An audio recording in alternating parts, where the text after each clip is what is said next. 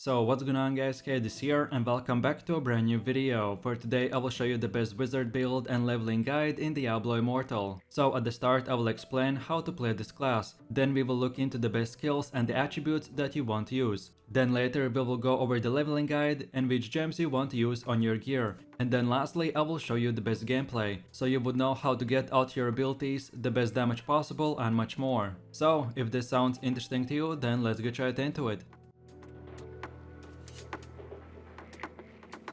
So Wizard is your traditional mage class. She can manipulate arcane forces to deal damage from a distance, pushing her enemies into oblivion. Wizards are the pure spellcaster class, wielding elemental magic with high AoE and crowd control. The wizard can be played with ranged spells to deal damage from afar, or you can turn her into a battle mage for more up-close playstyle. One of her best and most fun skills is the teleport, which you want to use to instantly reposition during combat, or to travel long distances quickly. When your teammates pull all the mobs very close to each other, the wizard will unleash her massive arsenal of AoE skills, which will do massive amounts of damage. So overall this is the perfect class for players that want to do massive amounts of damage with a high skill cap and much more. So then let's move over to the best skills, and I will give you 3 different builds for when you reach level 18, level 38 and level 41. So the best starter build at level 18 is to have Magic Missile, Arcane Wind, Lightning Nova and Teleport. The first ability, called Magic Missile, is a simple damage ability that you can shoot and it will do basic attacks, but then plus you get an ultimate skill called Ice Missile, and when your ultimate bar is at full, you can activate the skill, and you will receive Frost effect for 12 seconds. This Frost effect will basically increase your damage and slow the enemies at the same time. Overall, the Magic Missile is your first and the best primary skill that you can get. I recommend to use this ability as much as possible, so basically spam it whenever your other skills are on cooldown. Then the second ability, called Scorch, shoots a flaming orb that deals damage and knocks enemies away, leaving a burning trail that deals damage over 6 seconds. This is one of the best starter abilities because it will make the enemies burn. So then what I like to do is first of all use the Scorch to burn the ground, and then fully charge my Arcane Wind ability to do plus 50% more damage. Then the third skill is called the Arcane Wind, which shoots a blast of wind in the direction that you aim it at, dealing damage and knocking the enemies away. Charging longer, the skill increases the range, knock away distance and damage. And then most importantly, you can deal plus 50% increased damage when your enemies are burning. So like I said previously, you want to use Scorch and then Arcane Wind for super high damage. Then for the fourth ability we have the Lightning Nova, and this will shoot 10 balls of lightning in all directions, dealing damage going outwards and then again as they return to your new location. Overall this is a low cooldown skill that can be used often for quick damage, and then later in the endgame you will be able to use an offhand to make the skill even better. And then lastly, the fifth skill is called Teleport, and like the name implies, you will be able to teleport forwards for maximum 3 times. And the skill of course all the wizards use for the amazing mobility and to speed up your leveling process. Then moving over to the next milestone, which is the level 38, and at this level we still want to use the same build, but just this time we switch the Lightning Nova for the Black Hole. So when you use the Black Hole skill, it will create a magic hole for 3 seconds, which will pull in all enemies nearby and deal damage over 3 seconds. This skill doesn't do much damage, but the ability to group up and crowd control enemies make it very powerful. What I usually like to do is use this skill to gather enemies very close to each other and then use my main damage abilities. And then lastly, when we reach level 41, we want to switch out the Scorch ability for Meteor. So the Meteor skill summons a huge meteor that drops from the sky, dealing damage and stunning all enemies in the impact area for 3 seconds. The ground it hits it scorches, which means that it will be burning all enemies for the next 6 seconds. We want to use this ability over the Scorch, because Meteor does the same thing just with more damage, but it has a delay before landing the shot, so you have to aim and time the meteor correctly, which you will be able to get used to after the first few times. So then let's go over to the best wizard attributes. And in general, while you're leveling and playing the game, you will find equipment. My recommendation is to never leave a single item on the floor, so pick up everything and then the things that you don't need, just salvage for more materials. So at the start you will encounter white, blue, yellow and orange items. As you can tell, white items are the worst quality and orange aka the legendary items are the best. So as you level, you want to go from grey items to blue to yellow and then lastly to full legendary. The way you build up attributes and stats for your class is by equipping gear with the specific attributes that you want to get. In total there are 5 primary attributes in the game.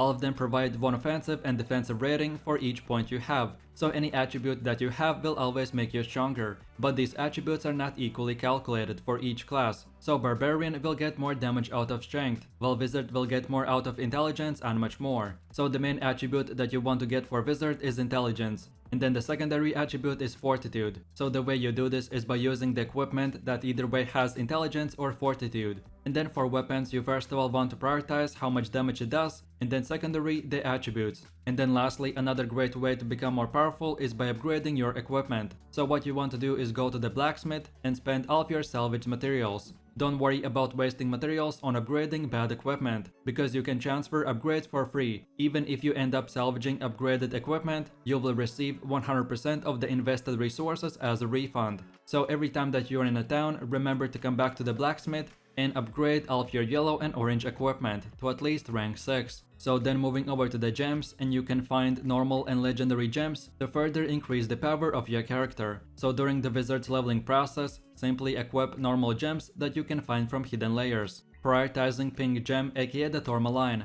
for damage increase. Then second of all, you want to get the blue gem aka the sapphire for armor penetration, and then lastly get the yellow gem called topaz for all resistance increase. All of these 3 gems are very good, but if you can, always try to focus on getting the damage increase gem first and then all the other ones. And then lastly, we have the second category, which are the legendary gems, which I would recommend to only use for the best gear that you have, and of course after level 60. So a good starter legendary gem is the Everlasting Torment, that deals incredible damage over time after a critical hit. For a simple 1-star legendary gem, this one is very powerful. Then the second option is the Lightning Core, that does direct damage to an enemy group, often wiping out them in the process. While the damage is infrequent, it's useful for taking down larger targets. And then lastly, we have the third gem called Fervent Fang, that gives you fantastic single target damage. You can easily get it from the battle pass, without having to rely on getting lucky. So then, let's move over to the leveling guide. And in Diablo Immortal, leveling up is a journey that you can approach with your own playstyle.